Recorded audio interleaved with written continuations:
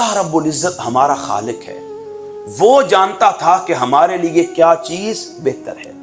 اس لیے جب اس نے نبی امی کو رشد اور ہدایت کا منبع کمال بنا کر دنیا میں بھیجا تو فرمایا محبوب آپ کو بھیج رہا ہوں، دنیا میں جا کر آپ نے ہدایت نہیں لینی بلکہ رب آپ کو ہدایت کے ساتھ مبعوث فرما رہا ہے، پھر صرف ہدایت کے ساتھ نہیں بلکہ آپ کو دین حق کی صورت میں ایسا منظم نظام عطا کر رہا ہے، اور پھر اس نظام کو دیگر ادیان باطلہ پر غالب کرنے کا حکم بھی ارشاد فرما رہا ہے۔ تو سامعین محتشم، اللہ رب العزت نے محبوب کو بھیجا اس نظام کے ساتھ جو نظام آقا نے ساری دنیا کے نظاموں پر غالب کر دیا۔ اس نظام کو غالب کرنے کے لیے آقا نے ایک جماعت صحابہ کا انتخاب کیا، پھر اس جماعت کو لے کر آقا کریم علیہ الصلوۃ والسلام نے عرب کے بیابانوں سے نکال کر انہیں ایک ایسی صحرائی طاقت عطا کی، ایسی الوہیت کا فیضان انہیں عطا کیا، اور ربوبیت کی بارگاہ سے ایسی قدرت کمال انہیں عطا کی کہ مٹھی بھر صحابہ کے ذریعے